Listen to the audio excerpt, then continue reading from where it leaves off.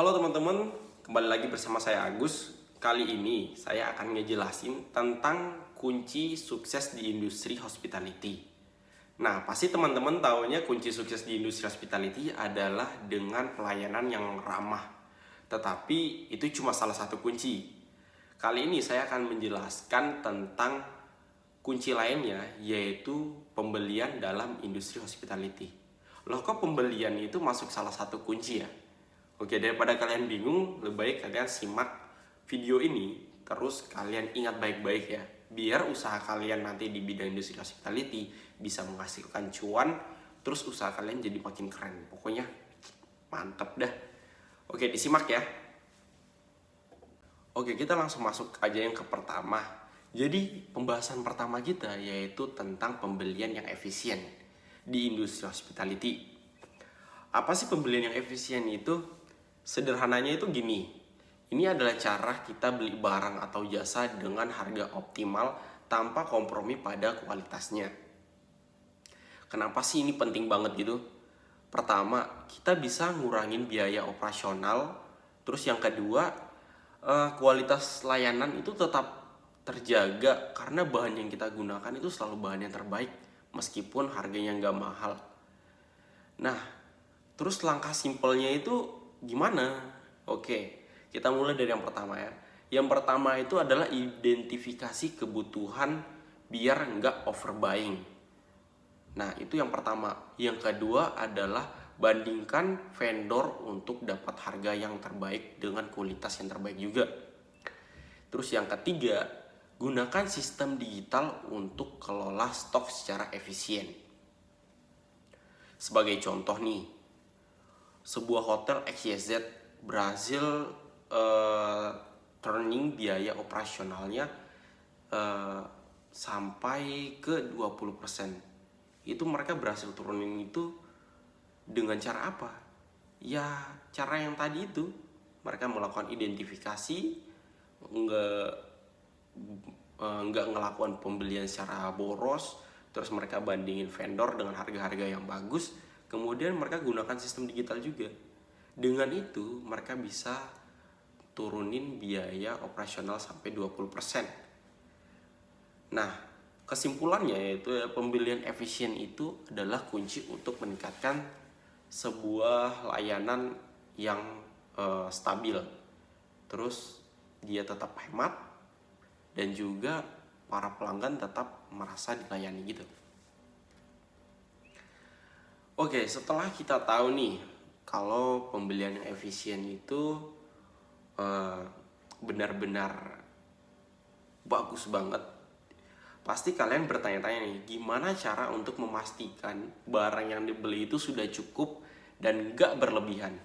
Nah, di sini kita masuk ke topik yang berikutnya, yaitu pengelolaan persediaan.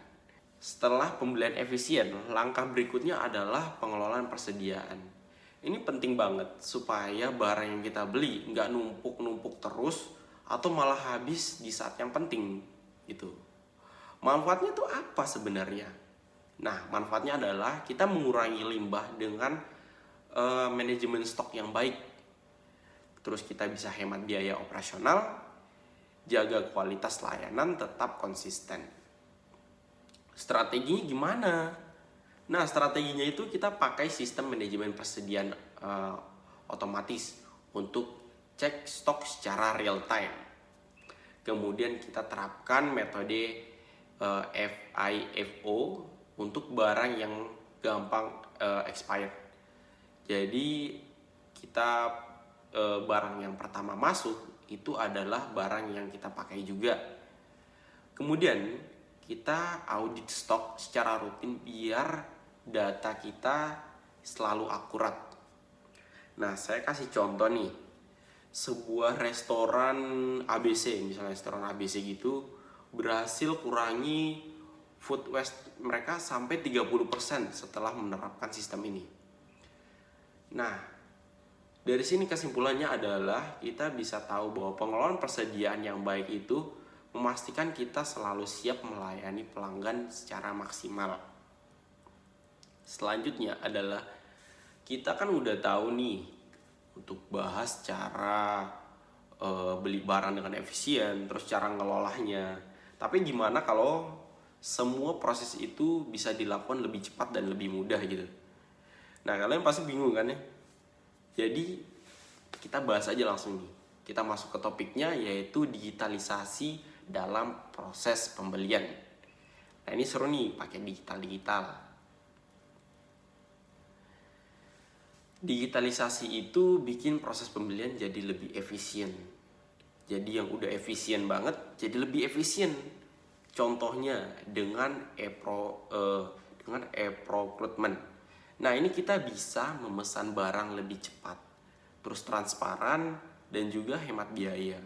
Keuntungannya, prosesnya jadi lebih cepat dengan otomatis, kemudian semua datanya tercatat, mudah untuk diaudit, terus minim kesalahan pula, lebih hemat waktu dan biaya dengan baik. Untuk contohnya misalnya hotel XYZ lagi deh, pokoknya hotel XYZ berhasil turunkan waktu proses pembelian sampai 50%, gak main-main 50%, mereka turunin waktu pembeliannya dengan adopsi aplikasi e-procurement. Nah, jadi lebih cepat kan? Yang sebelumnya mereka pembeliannya masih melalui manual, masih di list-list itu, sekarang udah tercatat secara digital, jadi bakal jadi lebih cepat. Jadi dengan digitalisasi itu bukan cuma pilihan, tapi kebutuhan untuk tetap kompetitif di era sekarang itu jadi lebih bagus, lebih cepat, dan lebih teratasi. Setelah proses pembelian semakin canggih dengan digitalisasi, ada satu hal lagi yang perlu kita perhatikan nih, yaitu manajemen resiko. Karena teknologi saja nggak cukup nih kalau kita nggak siap mengatasi permasalahan yang mungkin akan datang. Jadi kita harus sedia payung sebelum hujan. Nah, manajemen resiko itu penting banget supaya operasional tetap aman. Contohnya, resikonya misalnya harganya naik, stoknya habis, atau barang-barang nggak sesuai dengan kualitas. Itu merupakan resiko-resiko yang mungkin saja terjadi dan kita nggak tahu kapan terjadi. Jadi perlunya ada manajemen resiko dalam pembelian ya. Oke, strateginya itu yang pertama kita melakukan yang namanya diverifikasi pemasok, biar nggak tergantung ke satu pemasok aja. Yang kedua, kita kontrak jangka panjang untuk stabilisasi harga. Jadi harganya sudah, karena kita kontrak dengan harga segitu, kita menghindari yang namanya kenaikan harga dan sebagainya. Kemudian audit rutin untuk memastikan standar dan kualitas barang yang kita pesan. Sebagai contoh, sebuah hotel berhasil keluar dari krisis keterlambatan barang dengan diverifikasinya pemasok. Jadi mereka nggak ada yang namanya alasan barang ini belum masuk, karena mereka sudah ada ready pemasok lain agar bisa mereka terus menjalankan bisnis mereka. Jadi bisnisnya nggak berhenti di tengah-tengah jalan. Jadi kalau kita lihat kesimpulannya itu, manajemen resiko itu adalah langkah proaktif untuk menjaga kelancaran sebuah bisnis kita agar nggak kandas di rerumputan, maksudnya kandas di tengah jalan.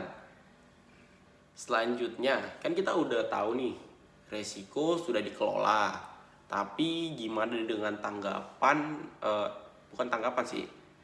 tantangan, ya benar, tantangan besar yang ada di industri ini, yaitu food waste, apa sih?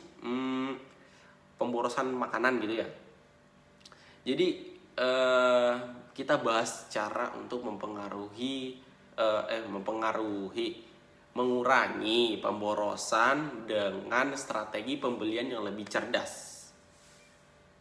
Nah, gimana sih caranya? Jadi, pemborosan makanan itu nggak cuma merugikan secara finansial juga, tapi juga berdampak buruk untuk lingkungan. Ya, pasti semua tahulah buruknya ke lingkungan apa kalau kita boros makanan. Jadi limbah. Jadi, ada solusinya. Jadi kalian harus tahu semua masalah pasti punya solusi. Yang pertama yaitu kita prediksi kebutuhan secara akurat dengan data. Datanya kita dapat tadi secara digital, jadi ya udah masuk sih apa-apa sih yang kita butuh beli.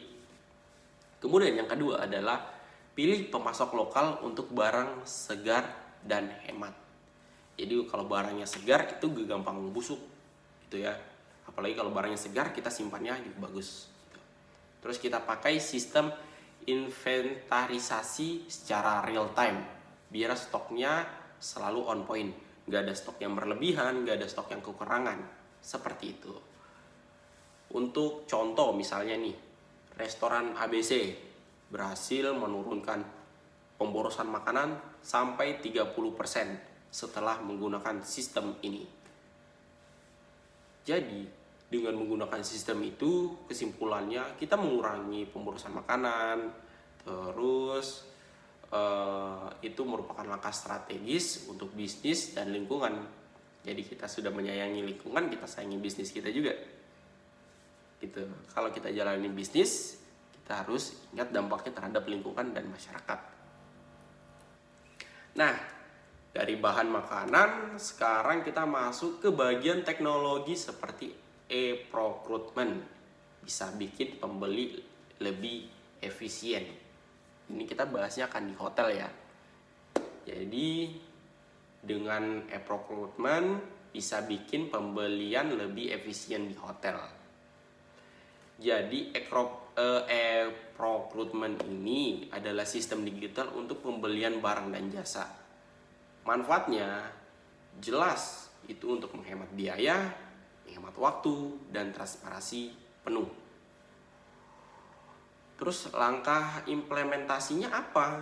Langkah implementasinya yaitu yang pertama adalah analisis dulu kebutuhan hotel.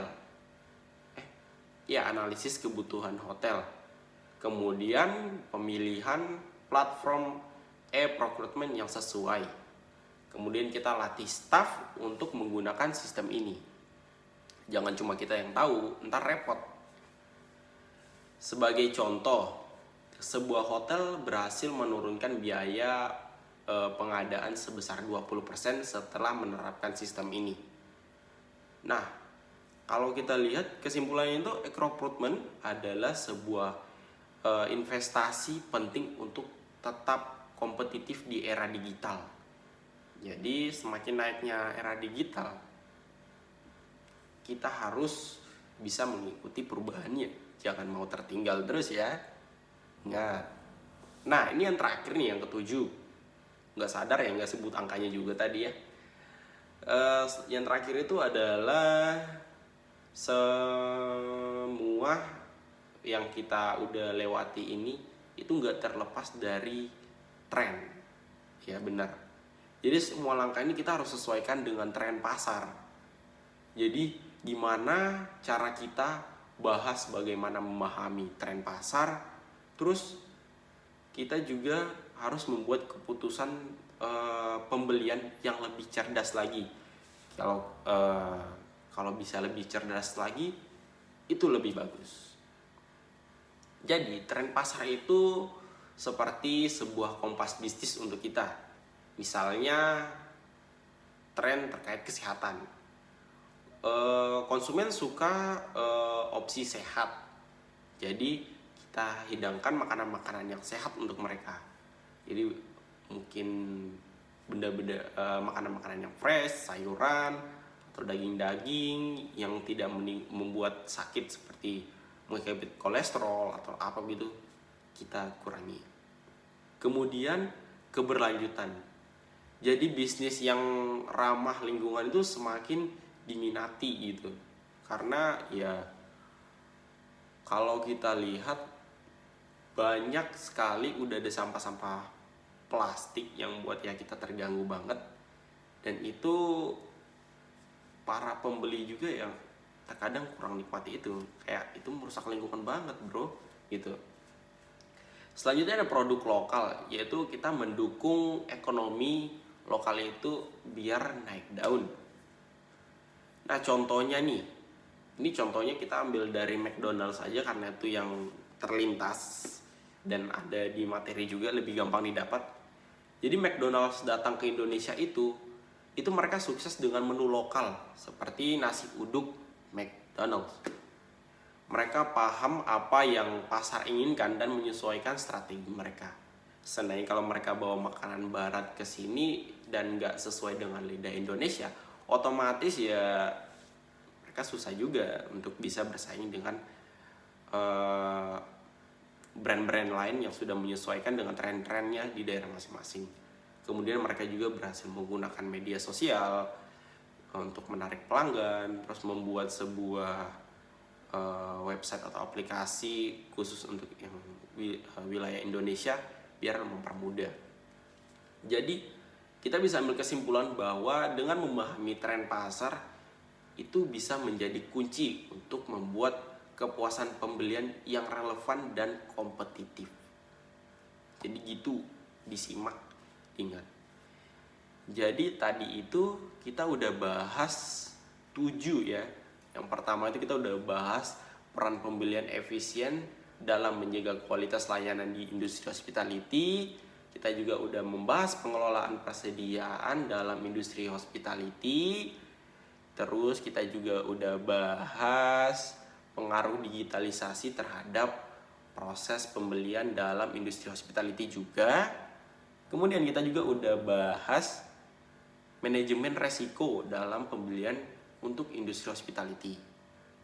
Kita juga udah bahas tentang optimalisasi pembelian bahan makanan untuk mengurangi pemborosan makanan atau food waste.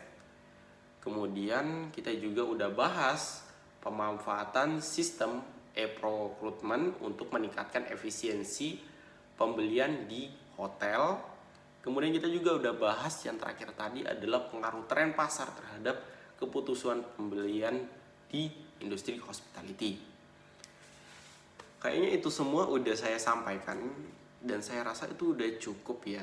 Pasti teman-teman juga yang nonton pada paham. Kalau nggak paham, saya palingan akan memberikan, bukan palingan, di kolom deskripsi itu ada bakal PPT yang saya tambahin di bawahnya. Dan kalian bisa lihat juga, jika kalian kurang paham, kalian bisa searching lagi atau gunakan media-media sekarang yang udah lebih canggih dengan informasi yang lebih lengkap lagi ketimbang yang saya bawakan di sini. Ya mungkin ada beberapa yang agak ngeles dikit, tapi ngelesnya nggak jauh-jauh banget, ngelesnya itu sesuai fakta. Jadi tetap hargai teknologi ya. Kita hidup di zaman yang baru, jangan selalu tertinggal bro.